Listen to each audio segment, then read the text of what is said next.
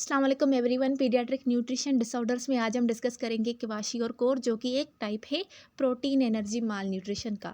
Okay, तो इससे related हमारे पास एक केस है जिसमें एक चाइल्ड है जो कि प्रेजेंट कर रहा है with progressive weight loss and oedema feet. और एग्जामिनेशन के दौरान there is muscular atrophy, loss of skin turgor and hypothermia. Also he has dark discriminating skin rashes over most of the pressure point on the body and his hair is very thin and reddish। अब ये सारी science किसको indicate कर रही है? अगर आपके पास इस तरह का कोई पेशेंट आ रहा है जिसमें ये सारी साइंस प्रेजेंट है तो ये साइंस इंडिकेट कर रही है कि उस पेशेंट को माल न्यूट्रिशन का कोई डिसऑर्डर है और मोस्ट स्पेसिफिकली प्रोटीन एनर्जी माल न्यूट्रिशन। ओके, तो ये क्या है? ये प्रोटीन एनर्जी माल न्यूट्रिशन का टाइप है। तो क्वाशियोर ये एक फॉर्म है सीवियर प्रोटीन माल न्यूट्रिशन का जो कि कैरेक्टराइज किया गया है by oedema and enlarge liver with fatty infiltrates. अब इसको ये भी कहा जाता है कि जो क्वाशियोर है वो इसमें क्या होता है, there is sufficient calorie intake.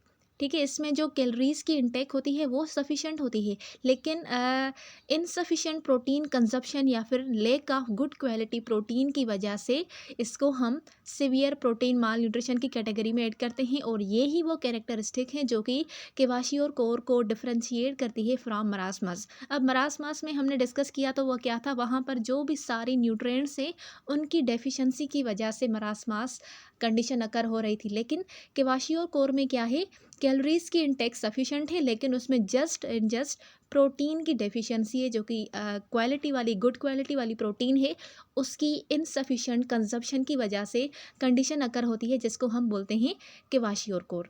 Okay, ये पिक्चर है क्वाशियोर के पेशेंट की जो कि एक यंग गर्ल है और ये नाइजेरियन सिविल वार के दौरान रिलीफ कैंप में ये पिक्चर ली गई है। इसमें आप क्लियरली देख सकते हैं मार्क्ड यहाँ पर मस्कुलर वास्टिंग है, सिंपली मस्कुलर एट्रोफी इसको हम बोलते हैं। उसके अलावा एडिमा, इसमें बहुत एडिमा है, इनलार्ज लिवर है, ये सारे जो साइंस हैं वो प्रोमिनेंट हैं।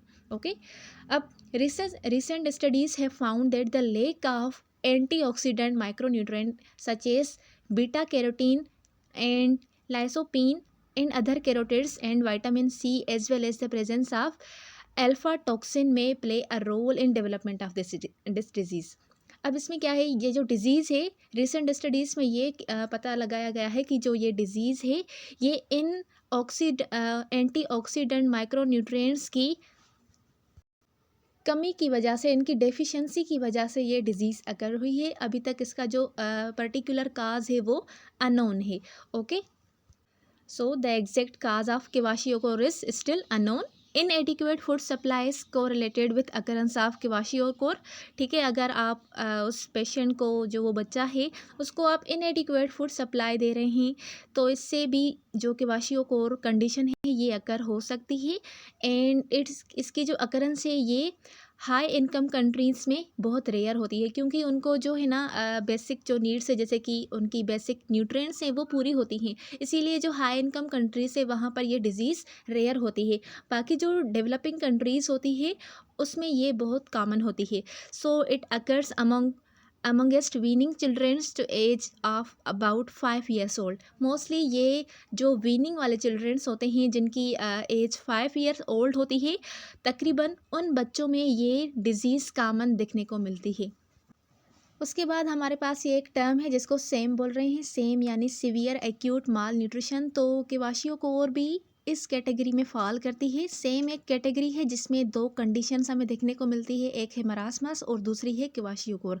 ये दोनों किसके अंदर फॉल करती है? सेम के अंदर फॉल करती है, जिसका मतलब है सीवियर एक्यूट माल न्यूट्रिशन। अब यहाँ पर ये बहुत जो क्वाशियोर और marasmus fall under the umbrella of protein energy mall nutrition. अब ये दोनों जो है ये प्रोटीन एनर्जी माल न्यूट्रिशन के अंदर भी ये फॉल करती हैं क्योंकि क्वाशियोर में तो डेफिशिएंसी ही प्रोटीन की होती है, लेकिन मरासमस में जो भी न्यूट्रिएंट्स हैं उन सब की डेफिशिएंसी की वजह से मरासमस कंडीशन काज होती है। तो दैट्स वाई ये दोनों कंडीशन एक umbrella term protein energy malnutrition यानी पेम में आ जाती हैं। So these diseases are often time discussed together but they are distinctly separate condition of malnutrition. कभी कभी बहुत टाइम इसको क्या है कि दोनों को एक साथ ही डिस्कस किया जाता है, लेकिन इनमें कुछ ऐसी डिफरेंट सिम्टम्स और साइंस हैं जिसकी वजह से इन दोनों को सेपरेट कंसिडर किया जाता है एज अ माल न्यूट्रिशन। क्वाशियोकोर में मोस्टली क्या होता है कि there is metabolic disturbance of uncertain aetiology. ठीक है, क्वाशियोकोर में मेटाबॉलिक डिस्टर्बेंस होती है जिसका कोई सर्टेन इटियोलॉजी वो नहीं मिलती है हमें। उसके अलावा in contrast marasmus is more clearly a syndrome of energy deficiency which is marked by weight loss. जो मरासमस है उसमें बहुत ज़्यादा वेट लॉस होता है और इसको हम सिंड्रोम ऑफ एनर्जी डेफिशिएंसी बोलते हैं। प्रोटीन एनर्जी नहीं, क्योंकि इसमें क्या है, एनर्जी की डेफिशिएंसी है due to all nutrients deficient. और उसके अलावा क्वाशियोकोर में फिजिकल एग्जामिनेशन के दौरान हम इसको डिस्टिंग्विश कर सकते हैं from marasmus by the presence of oedema. Kwashiorkor में एडिमा प्रेजेंट होती है और मरासमस में एडिमा प्रेजेंट नहीं होती। ये ही मेन साइन है जो कि इन दोनों को डिफरेंशिएट करती है एक दूसरे से। अगर एक बच्चा है जिसको दोनों कंडीशन एक साथ है, उसको क्वाशियोकोर भी है और उसको मरासमस भी है, तो इस कंडीशन को हम बोलते हैं मरासमिक क्वाशियोकोर। ठीक है, इस कंडीशन में दोनों कंडीशन एक साथ ही उस चाइल्ड में प्रेजेंट होती हैं। So in general kwashiorkor is marked by more profound serum depletion of antioxidant molecules and minerals relative to marasmus. Marasmus के निस्बत अगर हम क्वाशियोकोर को देखें तो इसमें बहुत ज़्यादा ही एंटीऑक्सीडेंट मॉलिक्यूल्स और मिनरल्स की डिप्लीशन होती हैं, जिसकी वजह से ये क्वाशियोकोर कंडीशन काज होती है। ओके, तो ये सिंपल इसकी काजेज और पैथोफिजियोलॉजी थी कि क्यों क्वाशियोकोर अकर होती है। इसमें जस्ट सिंपली प्रोटीन की डेफिशिएंसी और कुछ एंटीऑक्सीडेंट मॉलिक्यूल्स और मिनरल्स की वजह से ये कंडीशन अकर होती है। बाकी इसका जो सर्टेन कॉज है वो अभी तक अननोन है। अब साइंस को डिस्कस करें, वो साइंस जो कि हर वक्त प्रेजेंट होती है ड्यूरिंग क्वाशियोकोर। तो नंबर 1 पर है यहाँ पर generalize oedema. Generalize oedema every time present होती है। ग्रोथ फेल्यूर या फिर वास्टिंग मास्क्ड बाय एडिमा। जो ग्रोथ फेल्यूर है या फिर जो मसल्स की वास्टिंग है वो मास्क हो जाती है बाय एडिमा। एडिमा की वजह से हमें ये पता नहीं लगता कि आइदर ये माल नरिश है या फिर इसको कोई और अंडरलाइनिंग कंडीशन है। The child is weak and wasted but has some subcutaneous fat psychomotor changes like apathy and irritability. अब ये चाइल्ड जो है ये वीक होगा, लेकिन जो इसके जो मसल्स है वो भी वास्टेड होंगे, लेकिन इसमें कुछ सबक्यूटेनस फैट होगी जो कि इसको थोड़ा सा हेल्दी दिखाती है। उसके अलावा इसमें कुछ साइकोमोटर चेंजेस आ जाती है, जैसे कि एपैथी और उसके अलावा इरिटेबिलिटी मोस्ट कॉमनली इनमें हमें देखने को मिलती है, जो कि ऑलवेज प्रेजेंट होती है।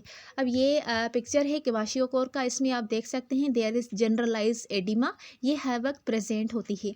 ओके, इसमें हम अब ये नहीं पता लग रहा कि ये जिस बच्चे को माल न्यूट्रिशन है, क्योंकि ये इसमें पूरी की पूरी जनरलाइज्ड एडिमा की वजह से हमें ये नहीं पता लग रहा कि आइदर ये माल नरिश है या फिर कुछ और। ओके, तो generalize oedema is always present. Then signs usually present. अब ये वो साइंस है जो कभी कभी प्रेजेंट होती हैं। तो इसमें हेयर चेंजेस में हेयर फाइन्स मिलेंगे। उसके अलावा स्ट्रेट एंड स्पार्स और डिसकलर्ड हेयर होंगे। Anaemia, inadequate production of RBCs due to low iron stores and folic acid. Anaemia क्यों हो रही है? Because there is low iron store, और उसके अलावा फॉलिक एसिड की भी कमी है। Low protein supply due to malnutrition. Hookworm infestation, इसकी वजह से मलेरिया हो सकती है। और उसके अलावा loose stool due to infective diarrhoea and secondary lactase deficiency. अब ये वो साइंस हैं जो कि यूजुअली प्रेजेंट होती हैं इस कंडीशन में। देन ये वो साइन है जो ओकेशनली प्रेजेंट होती है, कभी कभी प्रेजेंट होती है। तो स्किन में देखें तो देयर इज़ फ्लेकी पेन और डर्माटाइटस। ठीक है, स्किन की इन्फ्लामेशन हमें देखने को मिलेगी। And either there is hypopigmentation and hyperpigmentation on covered areas. ठीक है, कवर्ड एरियाज में हमें हाइपो या फिर हाइपर पिगमेंटेशन मिल सकती है। और उसके अलावा अल्सर या फिर ओपन सोर मिल सकते हैं। ये क्यों मिलेंगे? बिकॉज प्रोटीन एनर्जी डेफिशिएंसी की वजह से अल्सर और ओपन सोर्स बहुत कॉमन होते हैं। और अगर कोई अल्सर है भी तो उसको हील करने के लिए हमें प्रॉपर न्यूट्रिएंट्स की नीड होती है, जो कि इसमें नहीं है। Then also there is sign of vitamin deficiency. अब यहाँ पर विटामिन्स की भी डेफिशिएंसी है, तो जो विटामिन डेफिशिएंसी की वजह से हमें साइंस देखने को मिलती है वो भी हमें यहाँ पर देखने को मिलेगी। And there is liver is enlarge due to fatty infiltration. ठीक है, फैटी इन्फिल्ट्रेशन की वजह से लिवर इनलार्ज मिलेगा। तो ये वो साइंस है जो कि क्वाशियोकोर कंडीशन में ओकेशनली प्रेजेंट होती है। देन है कॉम्प्लिकेशन ऑफ क्वाशियोकोर। हाइपोथर्मिया इसकी कॉम्प्लिकेशन होती है। उसके अलावा हाइपोथर्मिया क्यों है? Because there is poor nutrition. अब न्यूट्रिशन इतनी इनफ नहीं है, तो इसके लिए जो बेसल मेटाबॉलिक रेट है वो भी इतना इनफ नहीं होगा। तो बेसल मेटाबॉलिक रेट की वजह से ही क्या होता है, हीट जनरेट होती है बॉडी में।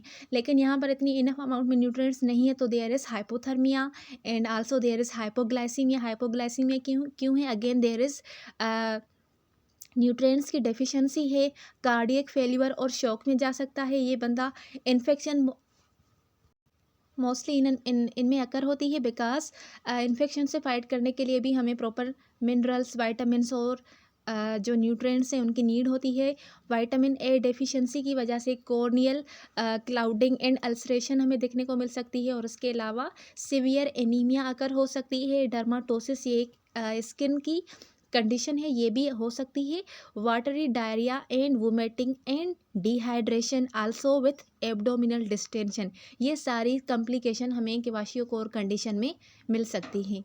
देन है इसकी बायोकेमिकल चेंजेस। अब बायोकेमिकल चेंजेस में there is hypoproteinemia and reversal of albumin globulin ratio. अब यहाँ पर प्रोटीन की कमी है, तो हमें बायोकेमिकल जो केमिकल की अगर हम टेस्ट करवाएंगे तो उसमें हमें हाइपोप्रोटीनीमिया यानी डिक्रीज़ इन प्रोटीन लेवल मिलेगी। और उसके अलावा जो एल्ब्यूमिन ग्लोबुलिन का रेशो है वो भी रिवर्सल मिलेगा। Then there is also ketonuria due to starvation. Starvation यहाँ पर प्रोटीन की कमी है। ठीक है, तो जो हमारी बॉडी है वो एनर्जी की नीड को पूरा करने के लिए किसका यूज़ करेगी? फैटी एसिड्स का यूज़ करेगी, फैट का यूज़ करेगी। तो उसके दौरान कीटोन बॉडीज़ बनेगी, तो यहाँ पर हमें कीटोन यूरिया मिलेगी due to starvation. And also glucose tolerance curve is like diabetic patient. अब इसको डायबिटीज़ होगी तो नहीं, लेकिन इसका जो ग्लूकोज टॉलरेंस कर्व है वो हमें डायबिटिक पेशेंट्स जैसा मिलेगा। Although peak blood sugar is not very high. ठीक है, जैसे कि पहले ही मैंने बोला कि यहाँ पर जो पीक ब्लड शुगर है वो इतनी हाई नहीं होगी, लेकिन उसका जो डिक्लाइन होगा ब्लड शुगर का वो बहुत स्लो होगा। Then there is also amino acid urea and plasma amino acids are low. जो प्लाज्मा में अमाइनो एसिड्स है, अब हमें पता है कि प्रोटीन किससे बनती है? प्रोटीन मोस्टली अमाइनो एसिड्स की मदद से बनती है। तो यहाँ पर प्रोटीन की कमी है, तो प्लाज्मा में अमाइनो एसिड्स की डेफिशिएंसी होगी। So there is low amino acids in plasma. तो ये सारी बायोकेमिकल चेंजेस थी जो हमें क्वाशियोकोर कंडीशन में मिलती हैं। Then urinary excretion of hydroxyproline is less as compare to creatinine. अब क्राइटिनिन से अगर हम कंपेयर करें तो हाइड्रोक्सीप्रोलीन की जो एक्सक्रिएशन है वो कम होगी। देन serum cholesterol is also low and serum cholinesterase lipase alkaline phosphatase and 17 ketosteroids are decrease. ये सारे सीरम में जो प्रेजेंट होते हैं ये भी डिक्रीज हो जाएंगे। And also there is deficiency of vitamin and tendency for bleeding. Vitamins की कमी की वजह से ब्लीडिंग की टेंडेंसी इंक्रीज हो सकती है। And serum growth hormone level is increase. तो बायोकेमिकल चेंजेस को देखकर हम ये डायग्नोस करेंगे कि ये कौन सी कंडीशन है। कंडीशन को डायग्नोस करने के बाद ट्रीटमेंट स्टार्ट करेंगे। तो successful management of severely mall nutrition child के लिए हमें ये रिक्वायर है कि हम बोथ मेडिकल और सोशल प्रॉब्लम्स को रिकॉग्नाइज़ करें और उनको करेक्ट फॉर्म में रिकॉग्नाइज़ करें और उनको करेक्ट करें। जो भी मेडिकल अंडरलाइनिंग जो मेडिकल प्रॉब्लम्स हैं उनको करेक्ट करें। If the illness is viewed as being only medical disorder, the child is likely to replace when he or she return home, and other children in the family will remain at risk of developing the same problem. अगर यहाँ पर हमें कोई ऐसी medical disorder illness कोई हमें मिल रही है तो इसमें क्या होगा कि जो चाइल्ड है वो लाइकली रिलैप्स हो सकता है व्हेन ही और शी रिटर्न होम, और जो अदर चिल्ड्रेन सेम फैमिली में वो रिस्क पर रहेंगे इस सेम प्रॉब्लम को डेवलप करने के लिए। तो देन है इसकी इनिशियल ट्रीटमेंट 2 to 3 days। तो लाइफ थ्रेटनिंग प्रॉब्लम जैसे कि hypoglycaemia, hypothermia, infection and fluid electrolyte balance जो कि कॉम्प्लिकेशंस हैं इसकी, तो इनको हम आइडेंटिफाई करेंगे और इन सब को ट्रीट करेंगे हॉस्पिटल में। देन स्पेसिफिक जो भी डेफिशिएंसीज हैं जैसे कि विटामिन्स की डेफिशिएंसी हो गई उनको करेक्ट करेंगे, जिसमें विटामिन ए, विटामिन के वो और बहुत सारी जो भी विटामिन्स की डेफिशिएंसी है उनको करेक्ट करेंगे। और उसके अलावा मेटाबॉलिक जो भी एबनॉर्मलिटी है उसको करेक्ट करेंगे। देन आल्सो इसके दौरान फीडिंग जो भी फीडिंग है वो स्टार्ट करेंगे। देन रिहेबिलेशन में अर्ली रिहेबिलेशन 3 to 7 days तक होगी और उसके अलावा लेट रिहेबिलेशन 2 to 6 weeks तक होगी। Then intensive feeding is given to recover most of the last weight, जो इस बच्चे का वेट लॉस हो गया है उसको वापस रिकवर करने के लिए इंटेंसिव फीडिंग देंगे। Then also there is emotional and physical stimulation are increase and mother is train to continue care at home. उसकी मदर को हम ट्रेन करेंगे कि जो ये सेम केयर हम हॉस्पिटल में दे रहे हैं वो सेम केयर उसके घर में भी दे। And also preparation are made for discharge of the child. अब यहाँ पर डिस्चार्ज के लिए जो प्रिपरेशन है वो हम तैयार करेंगे। देन फॉलोअप 4 to 6 मंथ के लिए उनको हम फॉलोअप के लिए बोलना है। After discharge the child and child's family are followed to prevent relapse and assume the continued physical, mental and emotional development of child. ठीक है, डिस्चार्ज के बाद जो चाइल्ड है और उसकी चाइल्ड की फैमिली है उसको हमने बोलना है फॉलोअप के लिए, ताकि जो रिलेप्स है उसको प्रिवेंट कर सकें और also to assume the continued physical, mental and emotional development of the child. Then है इसकी एमरजेंसी ट्रीटमेंट। तो एमरजेंसी ट्रीटमेंट में initial treatment begin with the admission to hospital और वो लास्ट होगी अंटिल उस चाइल्ड की जो कंडीशन है वो स्टेबल हो गई हो और also his or her appetite has return which is usually after 2 to 7 days, जो कि 2 to 7 days के अंदर उसकी जो एपिटाइट है वो वापस आ जाती है। और उसके अलावा अगर इनिशियल फेज़ जो है वो 10 days से ज़्यादा टाइम ले रहा है then the child is failing to respond. Okay, then the principal task during initial treatment वो ये है कि हम पहले उसके हाइपोग्लाइसीमिया को प्रिवेंट करेंगे, हाइपोथर्मिया को प्रिवेंट करेंगे, आल्सो हम इलेक्ट्रोलाइट बैलेंस को रिस्टोर और प्रिवेंट करने की कोशिश करेंगे। Then also to treat incipient of developed septic shock if present, so to start feeding the child. अब जो इन्फेक्शन की वजह से अगर उसको सेप्टिक शॉक हुआ है तो उसको भी हम ट्रीट करेंगे, अगर वो प्रेजेंट है देन हम उस चाइल्ड की फीडिंग को स्टार्ट करेंगे। Then to treat infection and to identify and treat any other problems. Emergency treatment के दौरान जो अदर प्रॉब्लम्स है जिसमें विटामिन डेफिशिएंसी, सीवियर एनीमिया और हार्ट फेलियर आ जाते हैं तो उनको भी हमें आइडेंटिफाई करना है और ट्रीट करना है।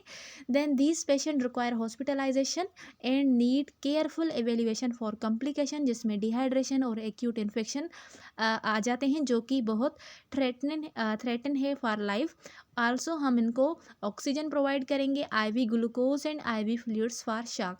तो ये इनकी एमरजेंसी ट्रीटमेंट थी जो हम क्वाशियोकोर वाले बच्चे को प्रोवाइड करते हैं। सो आई होप कि आपको आज की वीडियो क्लियर हो गई होगी। मिलते हैं अगले वीडियो में, तब तक के लिए अल्लाह हाफिज़।